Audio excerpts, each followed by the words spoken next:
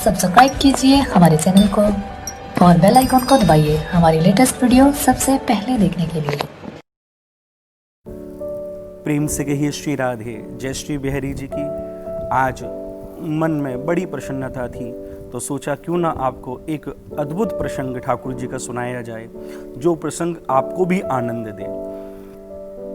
भगवान की पूजा हम अपने अपने घरों में अनेक अनेक भावों में और अनेक अनेक जैसे कहीं पर ठाकुर जी का श्री विग्रह गोपाल जी का होगा तो वो धातु में होगा, कहीं पर ठाकुर जी का जो पूजन होता है वो काष्ठ में विग्रह के रूप में पूजन होता है, तो कहीं भगवान का पूजन होता है चित्रपट के रूप में, भगवान का श्री विग्रह चित्रपट में बना हुआ है। तो ऐसा ही स्वयं भगवान ने एकादश स्कंद में श्री उद्धव जी को भी समझाया है कि उद्धव, मेरे 8 प्रकार के श्री विग्रह हैं जिनमें जीव मुझे पूजता है कि सैली दारूमयी लोही ले प्याले ख्या चसेकती मनोमयी मणिमयी प्रतिमा अष्ट विदा स्मृता। उन 8 प्रकार के श्री विग्रह में जीव मेरा पूजन करता है। लेकिन ये तो स्वयं भगवान ने कहा, लेकिन भक्त कहता है कि प्रभु ये तो आप कहते हो कि आप पाषाण में हो, आप कहते हो आप काष्ठ के विग्रह में हो, आप कहते हो कि बालू से जो श्री विग्रह ब्रज की गोपियों ने बनाया आप उसमें भी विराजमान रहते हो। भगवान के अनेक अनेक श्री विग्रह है जिसमें भगवान अनेक अनेक किसी में धातु में, किसी में पाषाण में, किसी में काष्ठ में, किसी में मिट्टी में, तो इन सब रूप में भगवान की जनमानस पूजा करता है। लेकिन सच्चाई क्या है बंधुओं, भगवान का जो स्वरूप है, भगवान का जो रूप है वो केवल और केवल कृपामय है। जहाँ देखो जिधर देखो उधर केवल बिहारी जी की कृपा के अलावा दूसरा कोई चीज दिखाई नहीं देती है।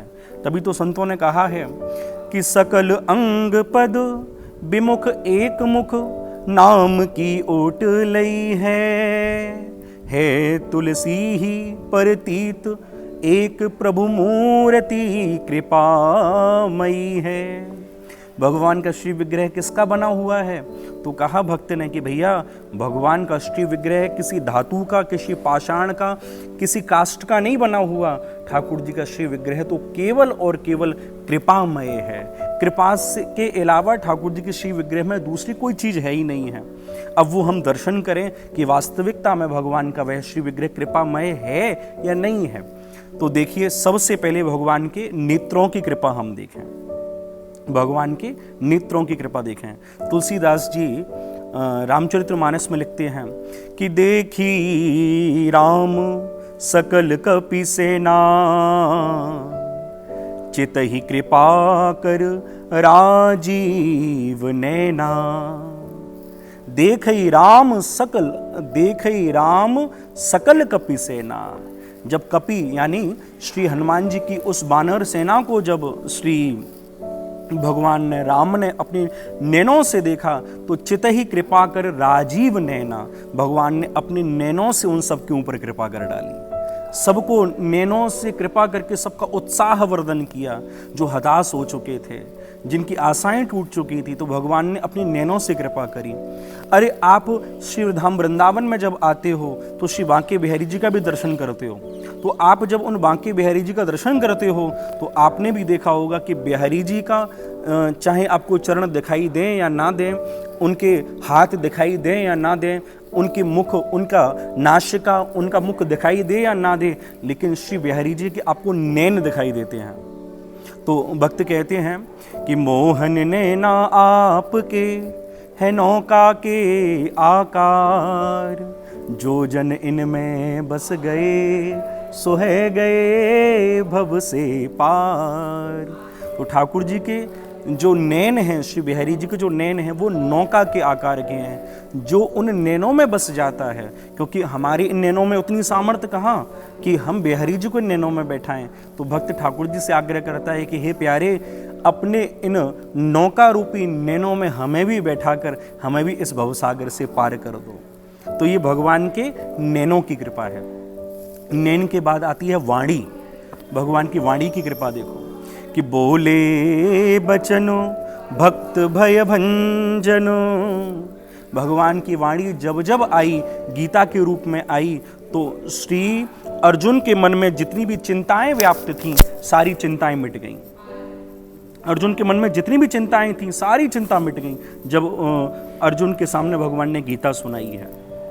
तो भगवान के मुख से निकली हुई गीता अनेक अनेक व्यक्ति के दुखों को दूर करती है। तो भगवान ने गीता के रूप में, अन्य अन्य पुराणों के रूप में जहाँ जहाँ भगवान ने भक्त को संबोधित किया है, भक्त को समझाया है, वहाँ आप सबने भगवान की वाणी की कृपा देखी है, वहाँ भगवान की वाणी की कृपा है। तीसरी कृपा कौन सी है? वाणी के बाद नंबर आता है कानों का। आप देखो भगवान कानों से कैसे कृपा करते हैं। जो बड़े बड़े योगी, बड़े बड़े ध्यानी ध्यान के माध्यम से, योगी योग के माध्यम से हवन करता हुआ ब्राह्मण, जिसमें जो अग्नि में भगवान को आवाहन करता है, लेकिन उन आवाहन के मंत्रों को श्री ठाकुर जी नहीं सुनते, उन आह्वान के मंत्रों को ठाकुर जी नहीं सुनते। लेकिन वहीं जब भगवान गौचारण करने के लिए जाते हैं और वहीं भगवान की जो गौएं हैं वो रंभाने लगती हैं, तो भगवान उनकी रंभाती हुई उस आवाज को सुनकर भगवान उनकी ओर अपनी नैनों से देखने लग जाते हैं। आप सोचो ठाकुर जी कितने दीन दयालु हैं। बड़े बड़े योगियों के मंत्रों की आवाज नहीं सुनते, लेकिन एक वात्सल्य से भरी गऊ, एक प्रेम से भरी गऊ जब ठाकुर जी की ओर निहार कर रंभाती है, तो ठाकुर जी उसकी बात को सुन लेते हैं। जब ठाकुर जी अपने कानों से हमारी बात को सुने, तो यही मानो कि श्री बिहारी जी ने अपने कानों से हम सब पर कृपा करी है। और कानों के बाद आता है नंबर इन हाथों का। आप देखो ठाकुर जी ने हाथों से किसके ऊपर कृपा करी है। रामचरितमानस की एक चौपाई है, कर परसा सुग्रीव शरीरा, तन भाकुलिस मिटी सब पीरा। जब अपने भाई बाली से लड़कर सुग्रीव गया भगवान राम के सन्मुख, तो सारे शरीर में इतना दर्द हो रहा था, सारे शरीर में इतना दर्द हो रहा था, पीर के मारे धीर नहीं रख रहा था, इतना बेचैन, इतना व्याकुल हो गया था। और जब भगवान के सन्मुख बैठा कि प्रभु आज बाली ने मेरा एक अंग तोड़ दिया है, अब मेरे शरीर में सामर्थ्य नहीं कि मैं उठकर बात भी कर सकूं, तब भगवान ने वहीं सुग्रीव के ऊपर अपना हाथ स्पर्श कराया है। कर परसा सुग्रीव शरीरा, भगवान ने अपने हाथ का स्पर्श सुग्रीव के शरीर पर कराया, और जैसे ही सुग्रीव के शरीर पर स्पर्श कराया, उसका प्रभाव देखो, स्पर्श करते ही सुग्रीव की सारी पीड़ा, सारा दर्द मिट गया। और देखो जब भगवान द्वापर में आए और जब इंद्र के द्वारा सांबर तक मेघों ने जब बरसात बरसाई, जब वो मेघ आकर ब्रजमंडल पर बरसे, तो आप सोचो जिन ठाकुर जी चाहें तो केवल ब्रकुटी मात्र सृष्टि लय हो, जो केवल अपनी ब्रकुटी को एक बार टेढ़ा कर दें तो सृष्टि में ले आ सकती है। उन भगवान ने भी इन ब्रजवासियों की रक्षा कैसे की? इन ब्रजवासियों की रक्षा अपने दाएं हाथ की कनिष्ठ का उंगली पर श्री गिरिराज जी को धारण करके की। तो यानी भगवान ने अपने हाथों की कृपा इन ब्रजवासियों पर कर डाली है। तो भगवान ने हाथों से श्री गिरिराज जी को धारण किया, तो ये भगवान के हाथों की कृपा है। और अब आता है भगवान के चरण का। भगवान ने चरण से कृपा किसके ऊपर की है कि गौतम नारी श्राप बस उपल देह धरे धीर, चरण कमल रज चाहती कृपा करो रघुवीर।